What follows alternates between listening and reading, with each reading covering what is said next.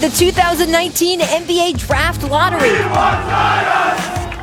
The #1 pick goes to the New Orleans Pelicans. Yeah, Zion to the Pelicans, that's a no-brainer. Whatever that team needs me to do, I'm going to be able to do it.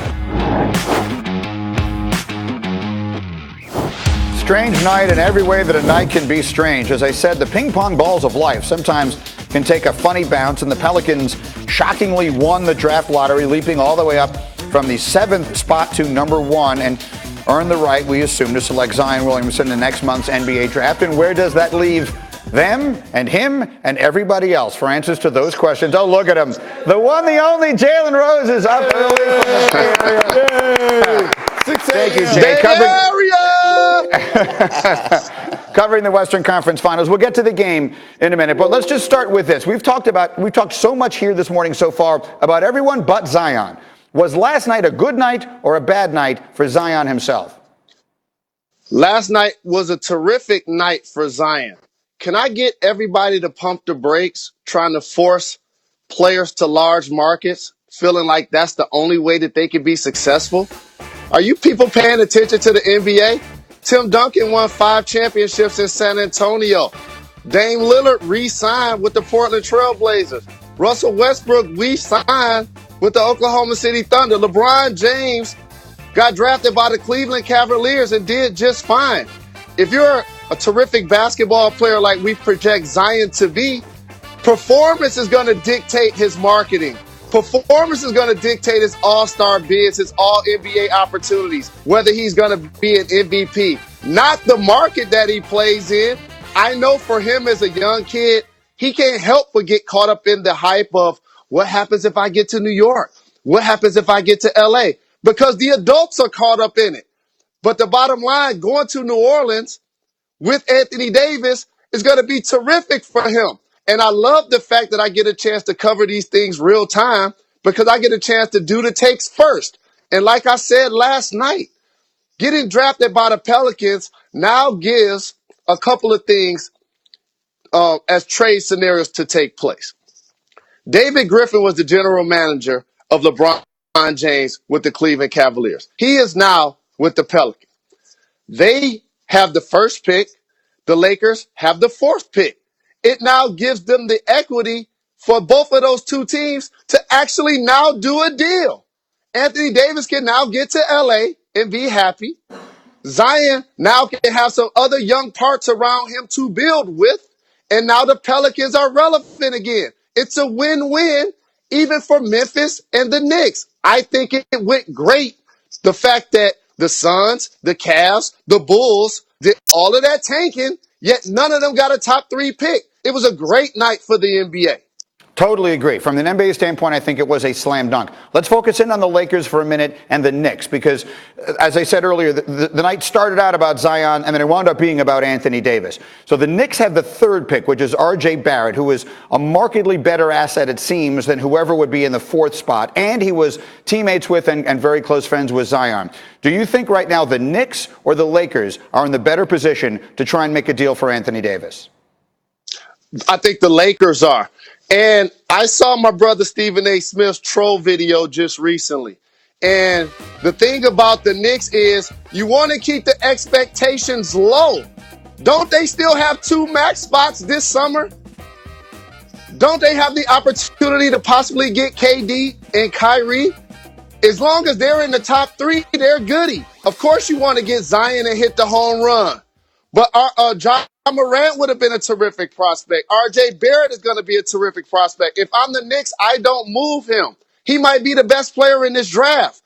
Have anybody been paying attention? He actually led the Duke Blue Devils in scoring. And I do have to say this as somebody that's walked across the stage and shook the commissioner's hand. The young people still have to put in work and play up to the expectations and live up to the hype. Duke didn't win it all last year. Yet they're going to have 3 guys in the top 6 or 7. Like, both of these guys still have work to do. R.J. Barrett could easily be the best player in this draft. If I'm the Knicks, yes, I hold on to the pick for now and see what happens with free agency. They're very good. And the Knicks, again, were the only one of the teams at the very bottom of the standings who wound up near the very top.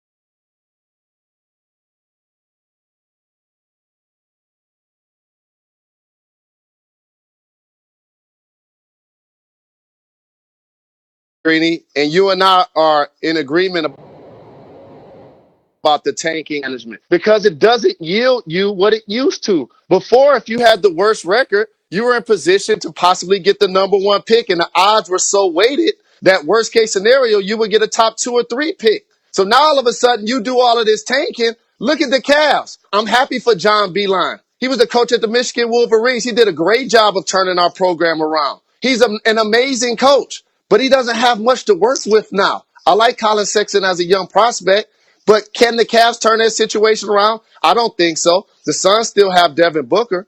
They still have DeAndre Ayton, but both of those guys were on the team when they went to the lottery. What about the Bulls? The exact same thing. They have some young assets in Marketing and Levine, but they were still in the lottery, one of the worst records in the league. So it doesn't give you the same upside that it used to.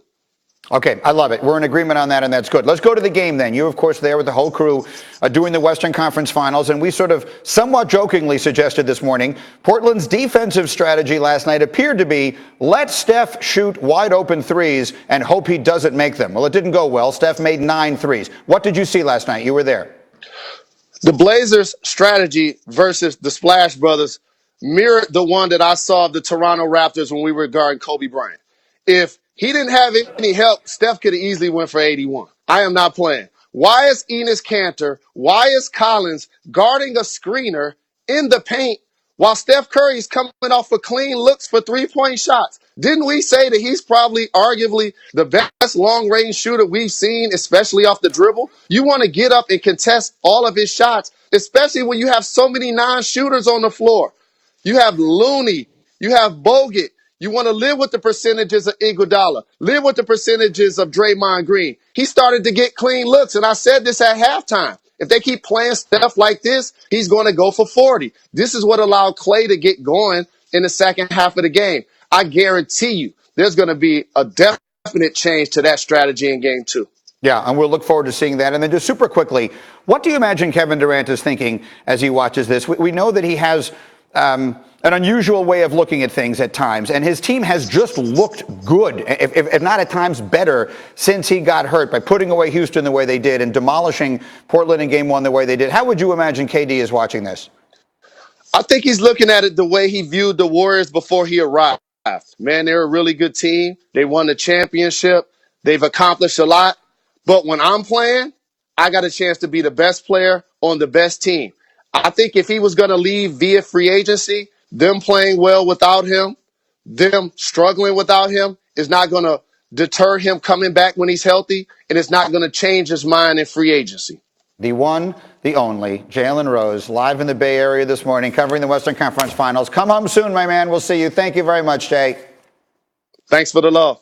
That's the great Jalen Rose with us. And don't forget, by the way, meanwhile on planet Earth, here's a Knicks fan who has a little work in front of him now. That's a Knicks fan who made a bad decision. He got himself a Zion tattoo before the lottery. I don't know 100% sure whether or not this is real, but that's permanent. And, you know, you got the Zion tattoo before the lottery even happens. That's just an absolutely terrible idea.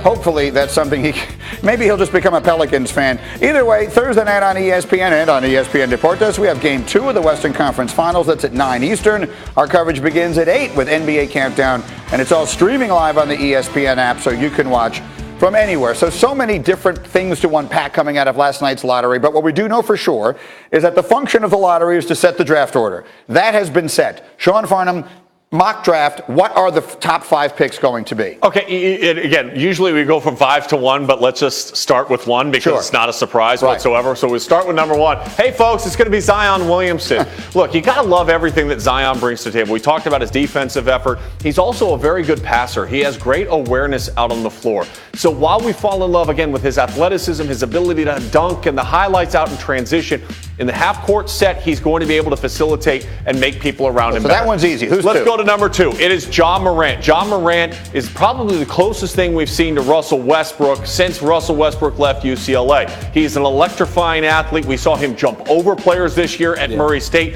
His passing is fantastic. The one area he has to improve upon is his turnovers. His turnovers were a little too high. I think that's also a byproduct of the talent that was around him at Murray State. Obviously going to be improved when you come to the association. Of course. Number 3, we go to the New York Knicks. Again, I think big winners last night are the New York Knicks. They have flexibility here. They could partner R.J. Barrett up with Zion Williamson, or you keep R.J. Barrett, who Jalen Rose just said could be the best player in this draft. I've been saying it. We said it during the course of the season. I did a whole video on why R.J. Barrett could be and should be maybe the number 1 pick in the draft. He's not going to be the number 1 pick in the draft, but at the end of the day, 5 years from now, he might be the best talent out of this draft, and I think that's the perspective that people need to keep in mind. Now we get to 4. Yes. This is where it gets tricky. This is assuming all these picks stay the same, by the way, and that there aren't movement, that the Lakers aren't trading this pick to the Pelicans. But I would go Jarrett Culver. I think his ability to improve from his freshman to sophomore year, he was maybe the most improved player in college basketball. He's a winner. He led this team that lost 4 of its most significant scorers all the way into the Final Four and a chance to play for a national championship. To me, Jarrett Culver is a star that can defend multiple positions and improving at the offensive end of the floor. And then at 5, because they drafted Colin Sexton, I'm going to go with DeAndre Hunter, who fits John Beilein's idea of defensively being able to switch and guard 4 through 1. That's what DeAndre Hunter can do. He also can create his own shot off the bounce. I think he was limited in his offensive window of what he could do at Virginia because of style of play. I think he's going to flourish in more of the open floor. This is the caveat to this. If this pick gets traded, I could maybe see a Darius Garland all of a sudden move into number 4. So again, the draft lottery has become a spectacle. It actually is a functional event as well. It put together the draft order. Now let the madness ensue. Coming up next, Stephen A. Smith warned us yesterday if the Knicks didn't get the number 1 pick, he would be depressed beyond comprehension. Well, we all saw what happened. How is Stephen A.'s mentality? You'll find out when he joins us live next. ESPN.